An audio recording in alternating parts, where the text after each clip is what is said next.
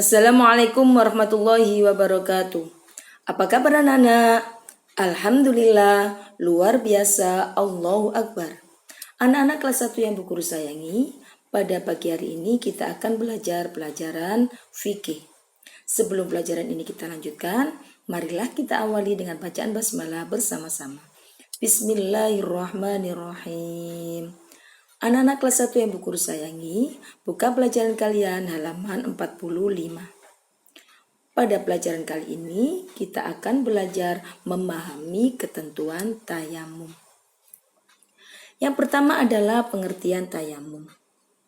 Tayamum adalah mengusapkan tanah atau debu yang suci ke muka dan kedua tangan sampai siku sebagai pengganti wudhu ketika akan sholat. Jadi, sebagai pengganti wudhu ketika akan sholat bisa dilakukan tayamum. Sebab-sebab diperbolehkannya tayamum. Tayamum dilakukan ketika berhalangan menggunakan air yang disebabkan karena sakit, yaitu bagi orang yang tidak memakai air maka akan bertambah sakitnya atau bertambah lama sembuhnya. Jadi jika sakitnya itu melarang orang untuk terkena air, maka boleh melakukan tayamum. Yang kedua, tidak ada air. Kita boleh bertayamum jika tidak ada air. Yaitu jika sudah masuk waktu sholat tetapi tidak menemukan air, maka kita boleh bertayamum. Yang ketiga, ada air tetapi sangat terbatas dan sangat diperlukan untuk hal-hal yang lebih penting. Maka kita boleh mengganti wudhu kita dengan bertayamum. Tayamum menggunakan debu atau tanah yang bersih dan suci. Yang ketiga adalah syarat-syarat tayamum. Apa saja syarat tayamum? Yang pertama, sudah masuk waktu sholat. Jadi tayamum boleh dilakukan ketika waktu sholat sudah masuk. Misalnya ketika waktu sholat duhur, pas sholat duhurnya sudah masuk waktu sholat duhur, baru kita boleh melakukan tayamum. Tidak boleh melakukan sebelum datangnya sholat, waktu sholat. Yang kedua, tidak mendapatkan air. Tayamum diperbolehkan karena tidak ada air. Kecuali bagi orang yang berhalangan menggunakan air seperti orang yang sakit. Yang ketiga, syarat tayamum adalah dengan tanah atau debu yang bersih dan suci. Tidak boleh dengan debu yang masih najis. Misalkan debunya ada kotoran binatang, maka debu itu tidak boleh digunakan untuk tayamum.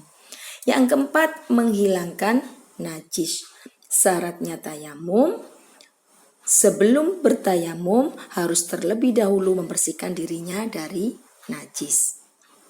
Baik itu najis ringan, sedang maupun najis yang berat.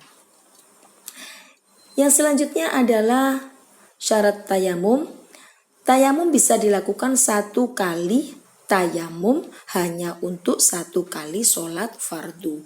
Misalkan kalian akan melaksanakan sholat duhur bertayamum. Ketika akan melaksanakan sholat asar harus melakukan tayamum lagi. Yang keempat adalah rukun tayamum. Rukun tayamum ada 4. Yang pertama adalah niat.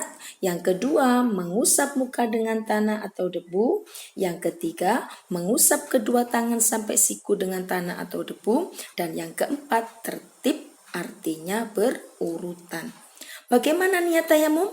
Nawaitu tayammuma listibahatis sholati fardhol lillahi ta'ala.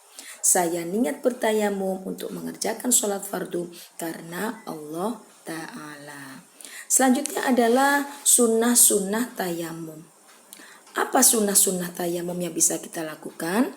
Yang pertama, membaca basmalah. Yang kedua, mendahulukan anggota tubuh sebelah kanan. Yang ketiga, menipiskan debu. Itu adalah sunnah-sunnah ketika bertayamum. Yang keenam, hal-hal yang membatalkan tayamum. Apa saja? Yang pertama, segala sesuatu yang membatalkan wudhu, maka membatalkan tayamum. Contoh, kentut, pipis, berak, dan lain sebagainya yang membatalkan wudhu juga membatalkan tayamum. Yang kedua adalah melihat air sebelum sholat, kecuali orang yang bertayamum karena sakit.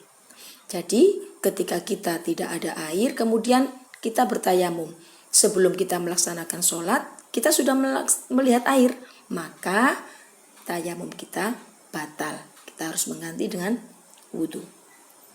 Yang ketiga, murtad atau keluar dari agama Islam. Itu adalah hal-hal yang membatalkan tayamum. Itulah anak-anak pelajaran kita pada pagi hari ini.